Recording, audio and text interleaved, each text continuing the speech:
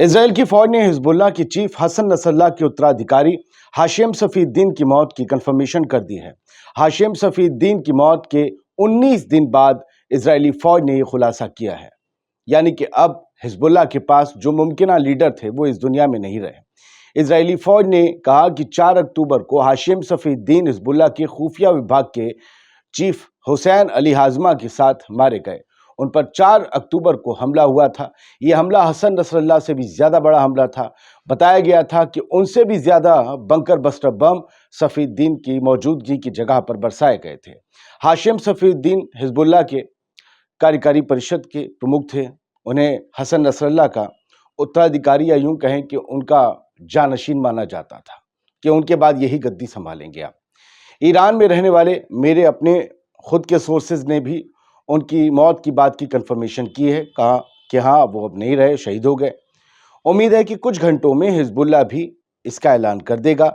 आपको याद होगा कि हसन नसरल्लाह की मौत का ऐलान भी हिजबुल्लाह ने इजराइल की कंफर्मेशन करने के 20 घंटे बाद किया था।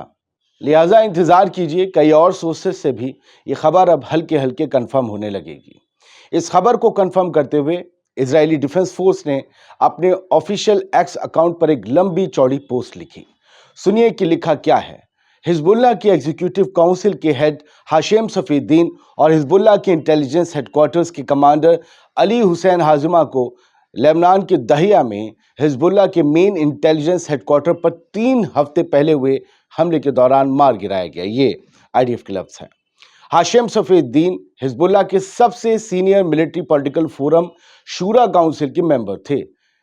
हिजबुल्लाह में फैसले लेने और पॉलिसी बनाने के लिए इसी काउंसिल को जिम्मेदार माना जाता है। सारे इख्तियार, सारे हुकूक इन लोगों के पास, सारी पावर होती है कि हिजबुल्लाह में क्या कब इम्प्लीमेंट करना है।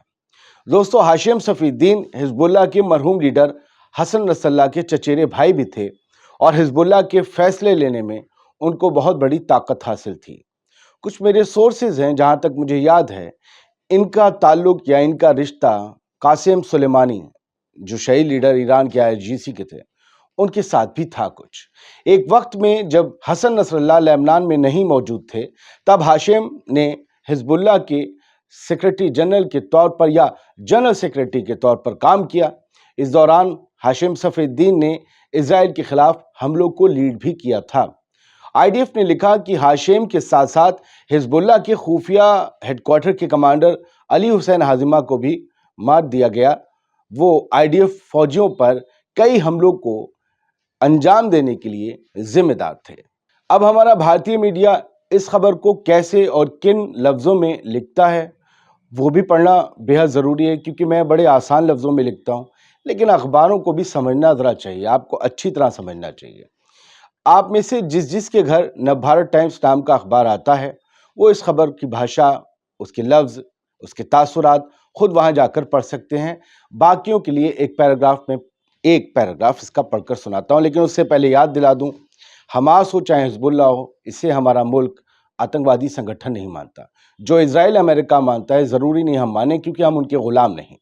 नवभारत टाइम्स के इस आर्टिकल की हेडलाइन है, इजरायली हमले में मारा गया हिजबुल्लाह नेता नसरल्लाह का उत्तराधिकारी, मीटिंग के दौरान बना निशाना, आईडीएफ का ऐलान।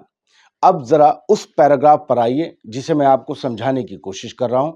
बताने के लिए इस पैराग्राफ में पूछा गया है सवाल के साथ, कौन था सफीउद्दीन? अब लफ्ज नोट कीजिए। सफीउद्दीन हिजबुल्लाह के पूर्व नेता हसन नसरल्लाह का चचेरा भाई था। अमेरिका ने उसे साल 2017 में आतंकवादी घोषित किया था।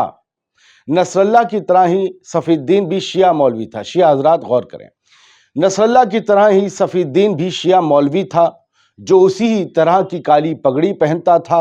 सफेद दाढ़ी और चश्मा लगाने वाले सफीउद्दीन की शक्ल नसरल्लाह से काफी मिलती थी, लेकिन वो नसरल्लाह से कई साल छोटा था। क्या क्लासिफाई किया है।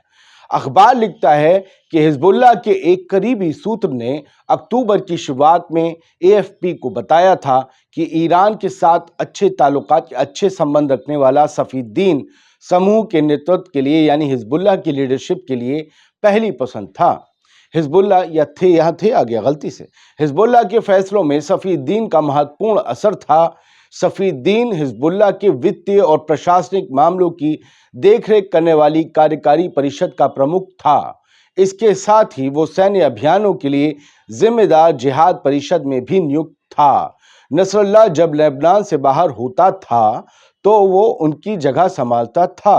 पिछले कुछ सालों में वो हिजबुल्लाह के मुख्य फैसलों में शामिल रहा था।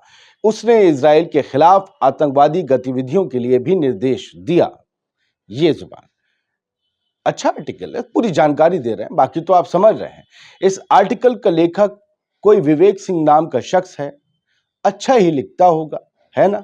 आपको भी समझ आ रहा है।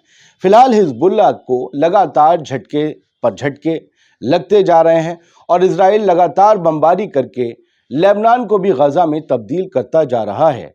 कल और परसों रात भी उसने जबरदस्त तरीके से हमले किए। तबाही के वो मनाजिर थे कि उन्हें बयान करना मुश्किल है। हिजबुल्लाह लगातार इजराइल पर हमले कर रहा है और इन हमलों से इजराइल के कई इलाके दहल भी रहे हैं।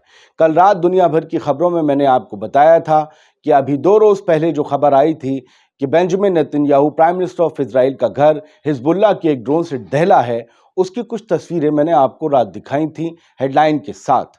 हेडलाइन बहुत ज़रूरी है क्योंकि आज भी अखबार को ही खबर का मेन स्रोत माना जाता है।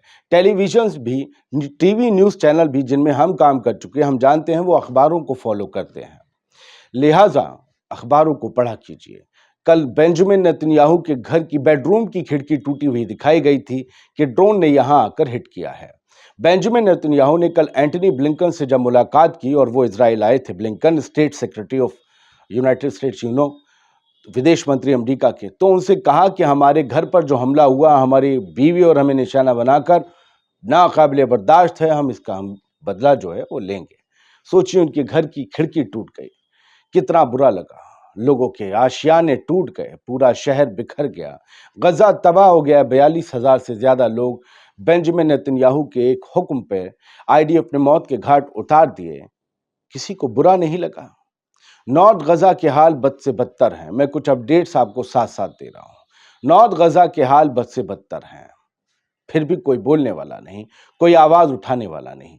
यमन के हाउथीज ने एक मिसाइल दागी थी कल, जिसके बारे में इजरायली अखबारों ने घंटों तक खबर को छुपा कर रखा, लेकिन जब छपी तो ऐसी छपी कि आईडीएफ ने कहा है कि हमें इस बारे में मालूम नहीं कि यमन के हाउथीज ने कब कोई मिसाइल दागी, हमें तो पता ही नहीं चला, रडार पर भी नहीं आई ना, और आती तो हम इंटरसेप्ट करते।